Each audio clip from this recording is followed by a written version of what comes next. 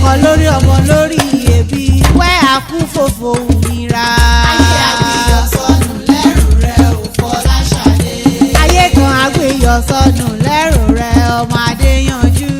ayé àgbéyọ̀ sọnù lẹ́rù rẹ ò Fọláṣadé. ọlọ́dúnrún ṣe ò Fọláṣadé lílò ní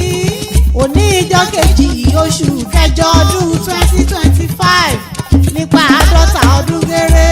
kan bí olóríire súnlé ayé o Fọláṣadé Christiana ọ̀yà Balogun kí ọ̀nìyàn dẹ̀ mọ̀ sí ìyá mẹ́tò ọmọ jàre ní gègé àlérò ẹrù mi wọlé lóní o oore ọ̀fẹ́ Ọlọ́run Elédùmarè nìkan mójú ọ̀ní rọ́dún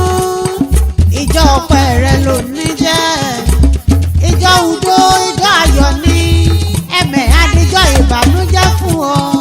bí ṣe ní kọ̀ọ̀kan ọbàtà udo òkú àbọ̀ lẹ́gbàgede òwò lílò ní ọlọ́dún límọ̀ọ́dún rẹ̀ lọ́dún fòyí sí ìmọ̀tẹ̀ rẹ̀ nínú afárá àfẹ̀rẹ̀ mojò ìmọ̀tẹ̀ rẹ̀ lẹ́sà o báàlẹ̀ kọ́ ìmọ̀tẹ̀ rẹ̀ nínú ewé ìran èyí favour èyí marvelous èyí ọmọládé èyí dára sí mi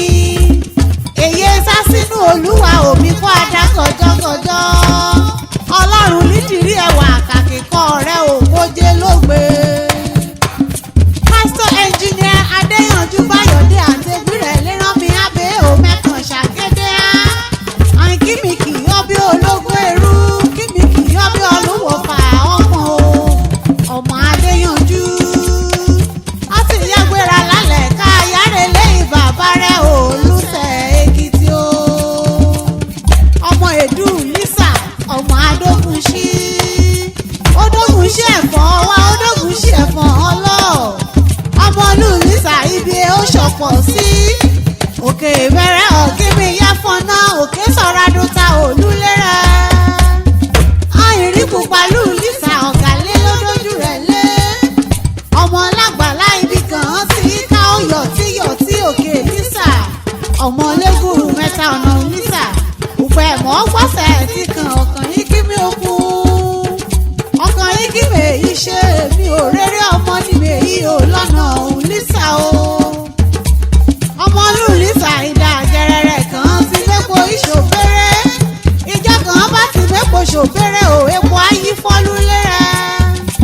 ọmọ akíjẹfọ̀n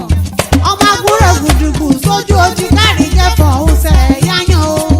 àdàbàlù kò sí níbà lérí igi lọ́jà odò kan kú kọ́dẹ́jọ́ ọ̀nìkọ̀mọ̀ títa lébẹ̀ ó tó gún ìfọ́n àrìmọ̀ títa lébẹ̀ ó tó jìyà kọfà gbogbo kùkùkù náà mú gbòógì lọ́jà odò kàdàbàlù kò sí ìfò lọ ọmọ atẹran mọ́ta o ọmọ agúnmọ́ gàrà ọmọ akíkanjú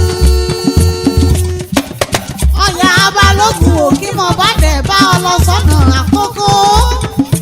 Ikun-Akoko náà bí ọlọ́kọ̀ kọ́ wà ọ́ ayé Ifira-Akoko lulẹ̀ ọkọ̀ rẹ̀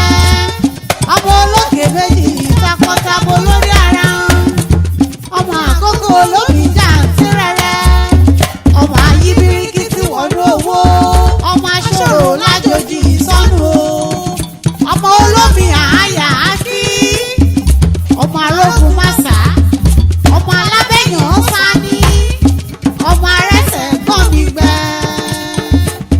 Mrs. Folashade Christiana Balogun